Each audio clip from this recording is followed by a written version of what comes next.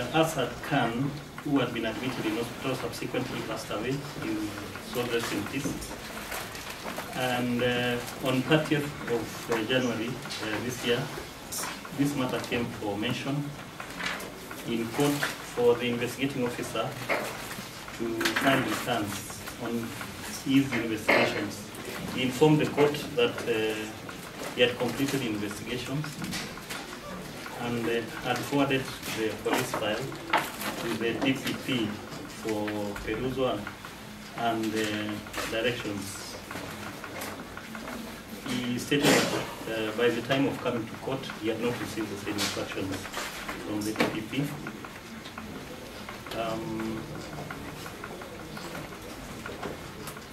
He therefore applied that the miscellaneous file be closed.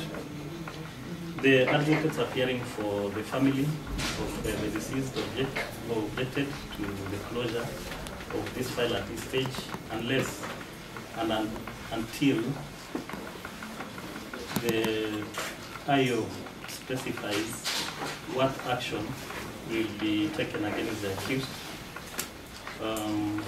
if any, or for the IO until the IO discloses their findings of these investigations. They also asked the court to keep the file alive pending the revision of the DPP. They sought to be supplied with the statements relied on during the investigations of the case by the IO. The practice in our courts in pre-trial detention applications is that after investigations are completed, the investigating officer returns to court with information stating the findings of the investigations, indicating whether there was evidence to prefer charges against the suspect or not.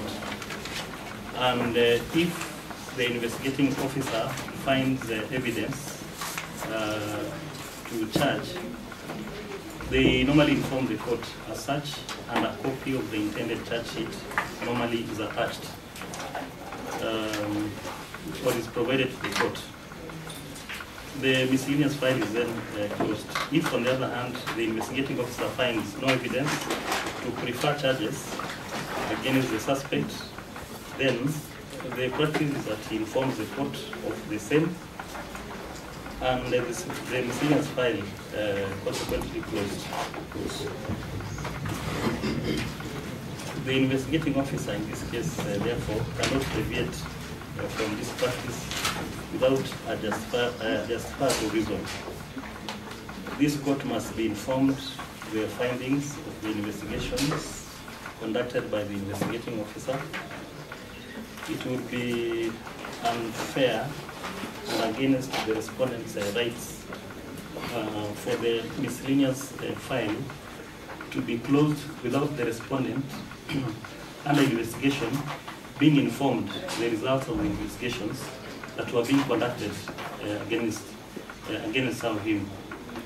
The investigating officer who informed the court initially that he was investigating commission of a certain crime must disclose to the court his findings before the court can close its file. It would be, in my view, be an abuse of the court process if this file were to be closed without having on record the findings of the investigating officer, no matter what kind of investigations were being carried out with or without the objections raised by counsels for the deceased family.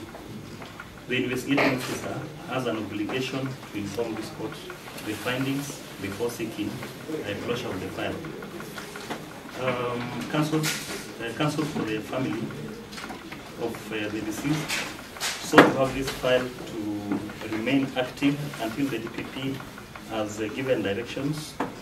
To me, that is the correct procedure, as the file cannot be closed without a conclusive stand by the state on what they intend to do with the respondent whom they sought to be detained pending investigations.